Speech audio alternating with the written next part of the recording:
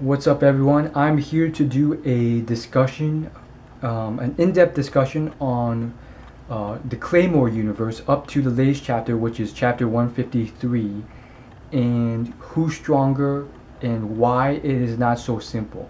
Obviously, it's going to be versus the two strongest in the universe, Teresa and Priscilla. This isn't a video for the top 10 strongest. It's about Priscilla and Teresa, and it's actually a lot more detailed and complicated than most people will think initially. So I'm going to sort of lay it out, and I think the latest chapter sort of revealed enough to the point where I'm pretty sure that I can sort of explain it to a certain extent. At least this chapter very much inspired me and heated me to do this. So there's a lot of small things you have to realize. A lot of people are going to be like, oh, well, whoever wins this fight is the stronger one. It's so obvious. But one has to really make sure, is this really Teresa or Claire fighting Priscilla? And obviously, a lot of people are going to be like, hey, it's Teresa. But others will be like, no, this is not Teresa anymore. In 153, it was made clear, at least by the spectators, that they adamantly asserted that this, although it looked like Teresa, this is Claire with this tremendous yoki who is fighting Priscilla. And it's on page 2 of the chapter. It's remarked, the form of the one who was once given the number 47, our comrade, our friend, that is Claire, when inquired who is the source of this vast yoki. And so what that implies is that this is Claire's awakened form, which makes sense. Like, that is how Teresa came about. So what does this mean? It means that if you adopt that mentality, it means that Teresa has already died. And so you can go two ways with this. You can say Teresa's died and this is some sort of forged, dream-like, fake, memory-like form of Teresa inside Claire that has now manifested, not the actual Teresa, which I don't really agree with or like, because I like the sort of heroic stuff in stories at times. Again, in Inception, the film, although I understood the whole idea with the top, again, spoiler alert for that movie if you guys haven't seen it, but you guys know what I'm talking about if you've seen the movie. I acknowledge the fact that the ending was definitely depicted so that either way could happen, but most people like that lovey-dovey ending, which is why they prefer to think that the top toppled. But it was definitely engineered in a way to imply that it could go either way, to tell the readers a message of it can go either way. However, moving on from that, I definitely think that as far as this goes, you have to, well, in my opinion, I think you have to assume that this is actually the real Teresa. How is this possible? Claymore universe magic. It doesn't have to follow our laws of physics. And so, you know how it works. Teresa died, and Claire took up some of her flesh inside of her, becoming a fourth demon instead of a half demon, which put her in the weakest of Claymores. She was ridiculed for a lot of all ages till the end of time. And I talked a lot about that in my review of this chapter, which I've uploaded. And in that one, I pretty much said that, hey, it's true, but at the same time, I think the author at that point hadn't decided yet to make Claire really strong one day. And at the point, he was still deciding what to do with Claire. But now we guys know that, hey, Claire has now evolved into this form. So why is this important? I'll get to that. I'm sure the point is that there's different layers to Teresa, and one can't say that, okay, this Teresa beat this Priscilla at the strongest form, therefore all the forms of Teresa are stronger than all the forms of Priscilla. It's not really true, because Teresa, let's just assume that this is the real Teresa, although she did in fact die, and it's literally like a chunk of her flesh that's infused into Claire. let's just say she awakened, and she became her real self because Claire fully awakened. And in my opinion, I definitely think it's true. I think the manga has a lot to back it up, and it's just a more happier ending in my opinion, because the manga, like Teresa, once she has returned, says a lot of stuff to Claire and to her friends, and she has all her knowledge and memories as of before, as well as is able to talk to Claire and so forth and her friends, and express a lot of thoughts and opinions and ask a lot of questions.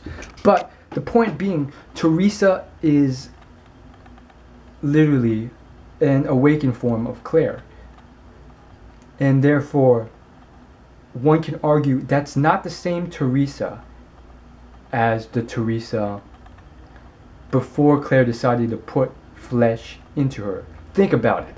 That's the key difference in between just two of the forms of Teresa. And just to illustrate a little bit more,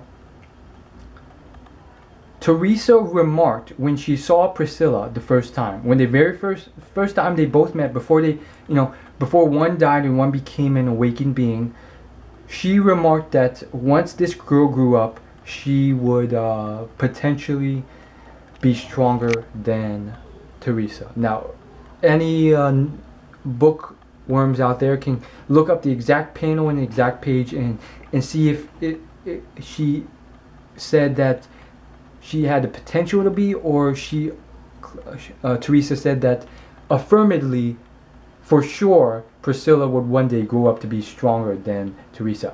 I have my mind that it's the second one, that Teresa said, for sure, once this girl grows up, she's going to be stronger than me, even though I'm the current number one, with no second. For sure, I'm number one. And that in itself is like, whoa, what the heck is going on? And I think it makes a lot of sense, and it really illustrates that, hey, that Teresa is different from this one.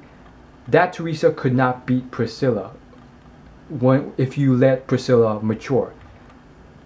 This Teresa has been upgraded because of Claire. Because of Claire doing what she did, she's now been upgraded to a much stronger form somehow. And that's what I'm going by. And in addition to that, it also allowed Teresa to do things she could not do before, such as fully awaken without becoming an awakened being, which was illustrated in this latest chapter. Again, I'm assuming you guys have read this, so spoiler alert. And so again, one can argue that Teresa was a different Teresa because she died, and this new one can do things that old Teresa could not. And one could even argue, hey, that Teresa died in the first place because she was tricked by a very petty sort of trick. Shouldn't an ultimate warrior always be prepared for something like that? Even at moments of mercy, be ready so that nothing foolish happens. And believe it or not, I've seen quite a few films where the hero is alert while that happens, and therefore when someone tries to backstab him, he's already ready.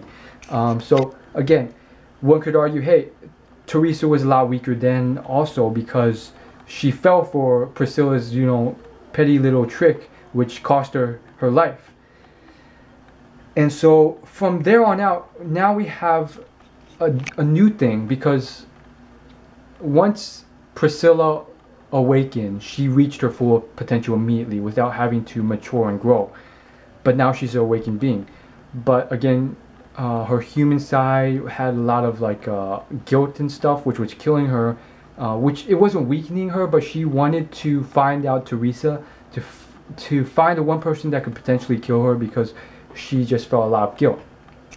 And so basically in the latest arc, what I think happened was that Priscilla is not the same Priscilla as once she fully awakened, because she had absorbed a lot of awakened beings and took a lot of damage and fought a lot of strong awakened beings and absorbed a lot, and then a lot some of them spit out of her, and then she had to kill a lot of them that she had already absorbed, so that they wouldn't rebel against her. And so ultimately Priscilla is not the same Priscilla as before.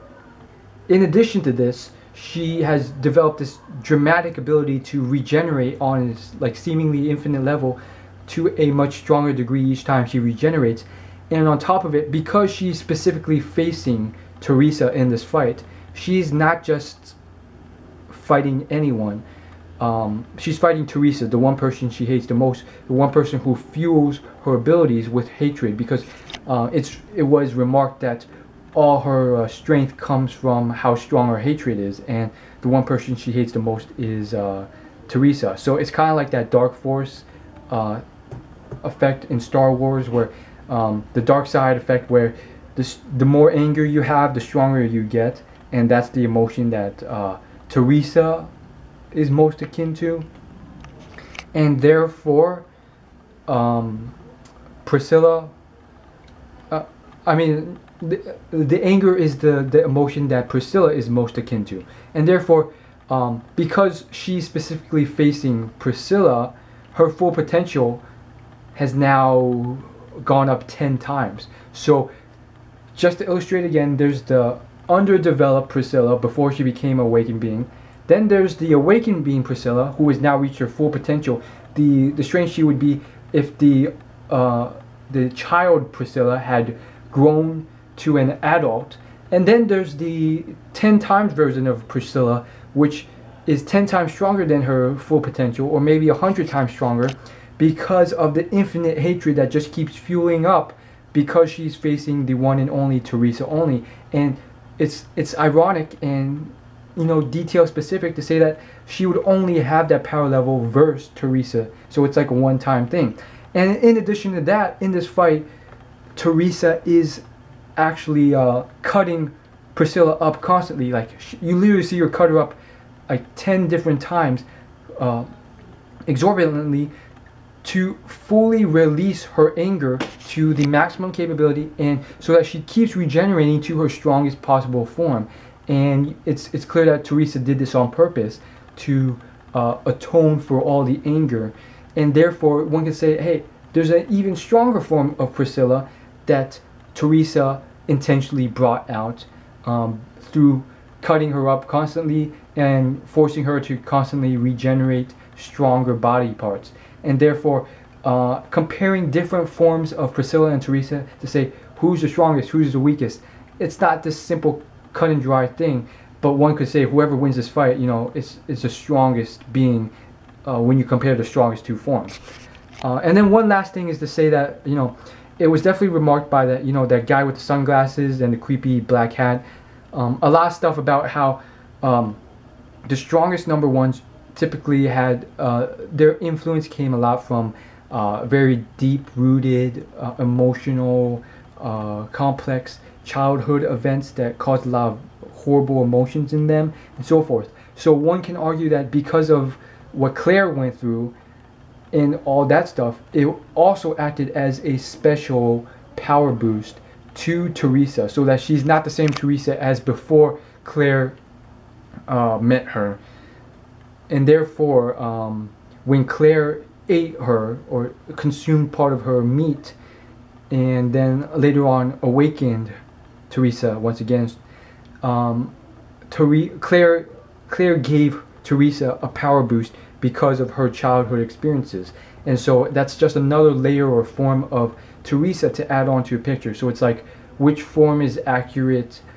You can't just say Teresa is stronger than Claire, or Claire is stronger than Priscilla, or Priscilla is stronger than Teresa, or is this even Claire anymore? Because it's really Teresa, but at the same time, Claire has to be her base for Teresa to be there, even though it's Teresa with her distinct personality and appearance fighting Priscilla.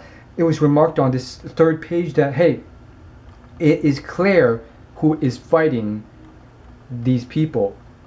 So it's a whole mess, and that's all I really want to say.